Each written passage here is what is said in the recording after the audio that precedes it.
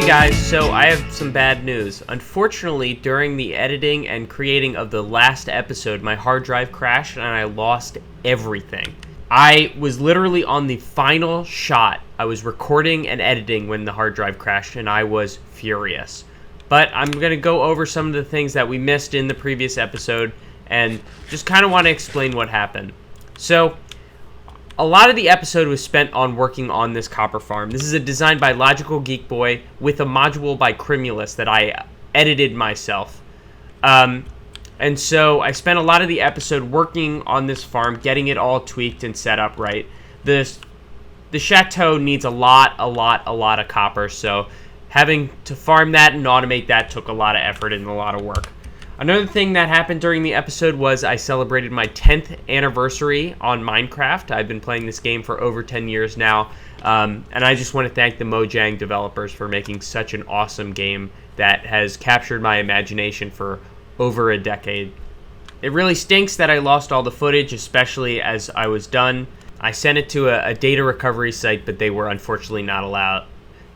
Unfortunately, they couldn't get anything back. I also made a sheep farm, which I'll show you later in the episode. So I apologize if there's any unexplained things or you see some crazy things change within the world, but that's part of the reason. Anyway, back to the episode. Hello, everyone, and welcome back to another episode of Mega Build Survival with me, the Maximus JK, and I have been grinding. As you can see, I have finished the copper farm, and it has been a wild journey.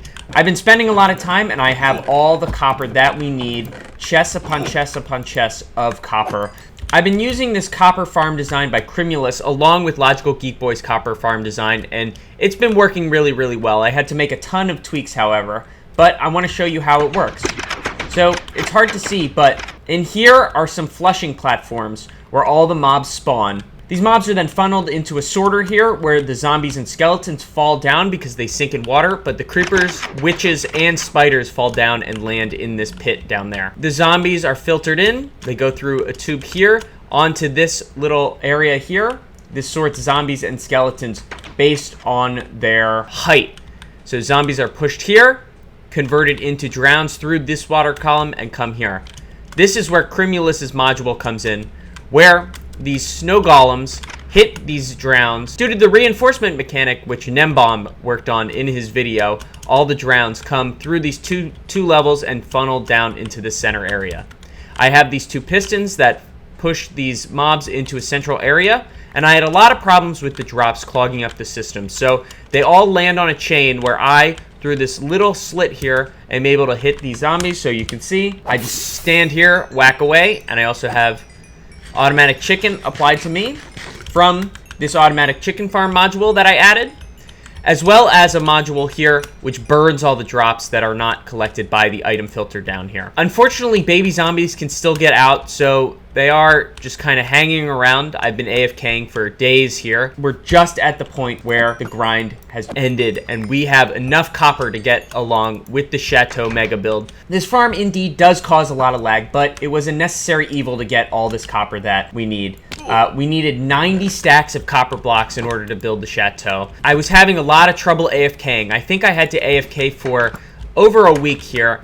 Leaving my computer running, I couldn't really sleep with the sound, so I did install Carpet Mod just so I could have a bot player automatically farm while my computer didn't necessarily have to run. It's more energy efficient, and frankly, I shouldn't destroy my own hardware for this game. This is a tweet by Ilmango, which I think summarizes this issue perfectly. The way I set it up is /player, the Maximus JK, which is myself, and I use 3 commands. Command 1 was move forward, so I would always be moving forward. In case I got hit back by thorns, something like this, I would always be up front and able to swing. The second would be player, the Maximus JK, attack interval every 20 ticks, so every second my player would automatically swing and attack. And additionally, player, the Maximus JK, use continuous. This means that I would constantly be eating the chicken in my offhand. And the final command is player, the Maximus JK Shadow, and that kicks me from the server, but the bot is still there. Yep, so I'm still there, and this allowed me to AFK all this time. I could not have done it without the carpet mod, which I will link in the video description. But I want to take a second and take you guys to a special place, the Excel spreadsheet. So let's go. Nice dissolve. This is the spreadsheet I made to keep track of all the blocks that we need for the chateau. I've organized all these blocks by color. It has the item count as well as the stack size we need, and for some of these, the shulker box count. I rounded up just so we have extra of every single block. Even though some of these are like 1 or 2 items that we need, I'm still gonna get a stack of them. But I've been keeping track, and I think we are all good on the copper. But this is our master list, and we want to make sure that we have all these blocks before we're ready to start building the chateau. Since my hard drive crashed in the last episode, I didn't get to show you this windmill that we made. It actually covers up a automatic sheep farm, which you can see here is working very well. There's every color of sheep in here and 2 layers. They all get funneled down here into this chest. I only set it to fill cyan and light blue wool right now, but I'm really happy with this building. I think that there's a lot of cool details. There's a balcony right up here, which I really like, as well as these 2 slanted roofs, this window right in the front, and this little barn here where we could put horses or any other animals. We extended the cow pen out here, and I think it looks really nice having this kind of area, the cow pen. I'm really sad that you guys didn't get to see the design process, but I'm really happy with the way that this building turned out. And we're back in the storage room, and I have to say that we have a massive grind ahead of us. I think it's going to take a long time to get all the materials that we need. There's over 75,000 items that are going to be a part of this mega build, so we want to make sure that we have it all set up and ready to go. I dug out this area here and filled it with 20 double chests, and I'm ready to start filling them up with stuff. And I think it's time to start making a dent in all those materials that we need, so I think it's time to hit time-lapse mode and get some of these materials underway.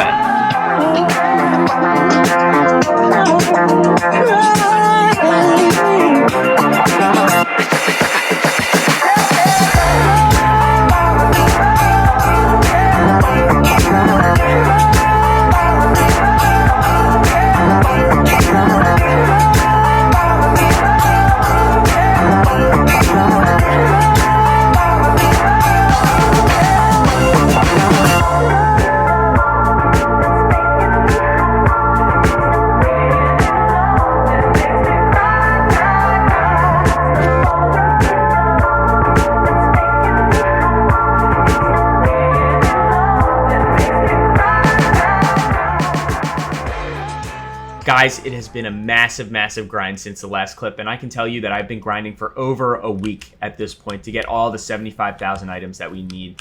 Here is the progress so far, and I can say that we are definitely making a dent, but we still need some more items to go. We have collected about 75,000 items at this point, and it is a lot of individual items that you have to get from a lot of places within the world. 2 farms that we need specifically are a slime farm and a string farm. We need some candles and some sticky pistons, and I don't think I can collect those on my own fighting mobs at night. So guys, I'm going to try to find a spawner and figure out a good location to set up this farm. I'm going to start adventuring down into the mines, and I'll bring you guys in once I found a spawner. Alright guys, it's the next day, so I apologize if my voice is a little gravelly, but I found something very cool. I'm just going to hop into free cam mode, and I can show you that we have 2 spawners. Spawner number 1 and spawner number 2 right here that are both loaded while I'm in this one location. I did some very simple math to find the exact midpoint between those 2 spawners, and luckily they work. So I think the next thing we're going to do is dig out an area and try to figure out the best way to funnel these mobs into a central location. After digging out these squares, I noticed something very interesting. If you go into free cam mode, I made a sphere using mini HUD. I press HC and I clicked sphere and added the shape. This is a 16 block radius, which means that everything inside this sphere can power a spawner. So I set it right on this block, and I found this 3rd spawner right here, but unfortunately I wasn't able to find a configuration where all 3 spawners actually could be powered at the same time.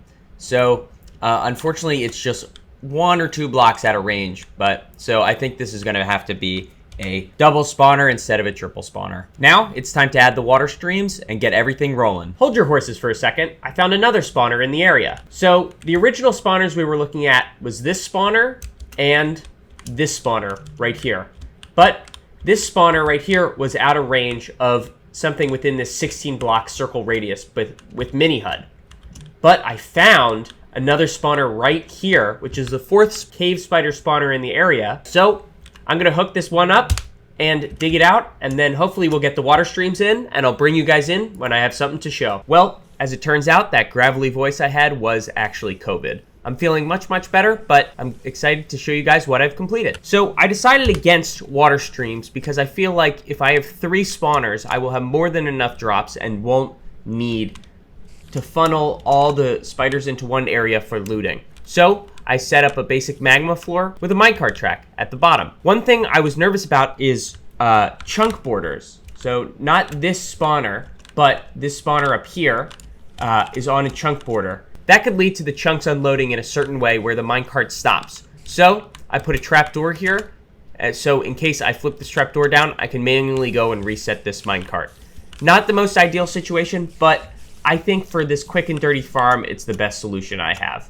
I've been AFK for not too long, and I already have multiple stacks of drops. So I think I'm ready to get the rest of the blocks we need for the chateau. We needed a lot of this string for the candles. I still need some stacks of ink in order to get all the black candles we need for the roof. But it's coming up on the final items that we need. I still need to collect one final group of items, and that's the red nether items. So a lot of crimson stems, a lot of crimson stairs, and a lot of other things like that. I also need to grab some nether wart, so I think we're gonna have to venture into a fortress. I'm gonna gear up, get ready, and start collecting all those final resources. Push the final grind to its absolute limits. Let's go!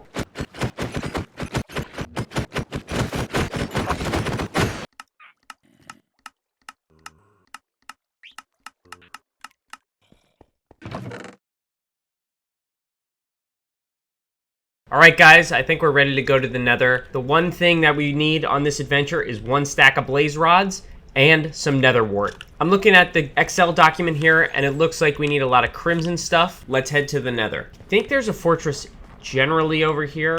I don't have a ton of food with me, which might be a mistake. Ooh. Let's witness this battle. Uh-oh. It's not looking good for our piglin friends. Anything here? Anything. Nothing. I want to go this direction, I think. Thank God for feather falling. Ah! Ah! These guys hit. Run away! That could have been bad. There was lava on the other side. Alright, a soul sand valley. I think that might be our next biome here. Hey! That looks like something. That looks like something. Let's try to get over there. I have no ranged weapon here, which might be a mistake. All right, 1 stack of blaze rods. All right, we're here. There it is, there it is. Okay. Do I have iron? I do have iron. I could figure out how to make a shield if I can get some wood. I have a crafting table already. What is it? It's this. Iron. Feeling better now. No. The goal is to get enough that I never have to come here again. Getting a double spawner is pretty nice. It's not super, super rare. Probably every fortress or every other fortress probably has it, but it's still a nice perk. Oh, I got a head. Nice. Spooky. And look at this. This is the other thing that we needed. So this will help us make the red nether bricks that we need for the chateau, and which is kind of the final piece of the puzzle that we need. Perfect, perfect, perfect. And there's 2 of them. Uh-oh. Okay. Whoa. Whoa, whoa, whoa, whoa, whoa, whoa. This is what I was afraid of.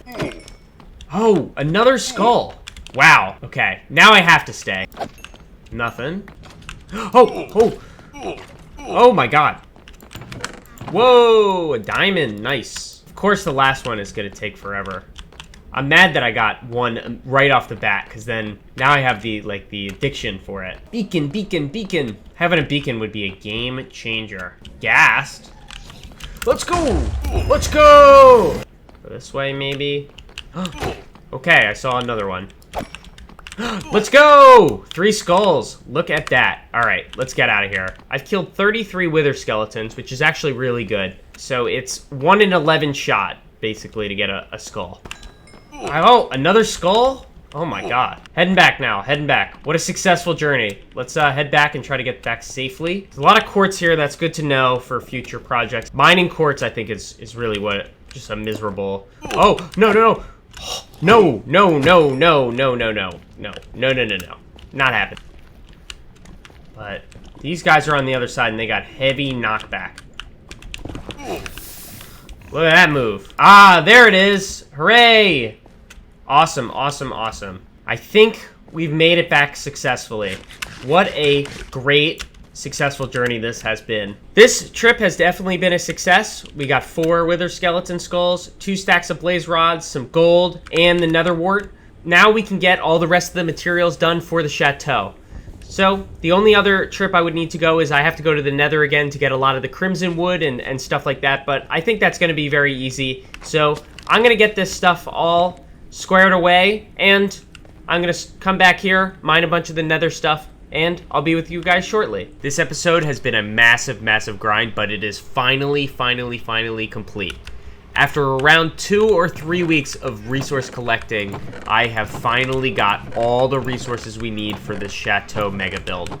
It is going to be an awesome project, so I'm so excited for next episode where we're going to finally start this project and get it all sorted out.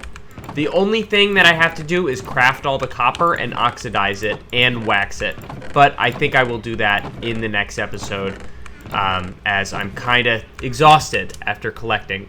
This episode's been really crazy, but thank you guys for being here, and I'll talk to you guys soon. Bye.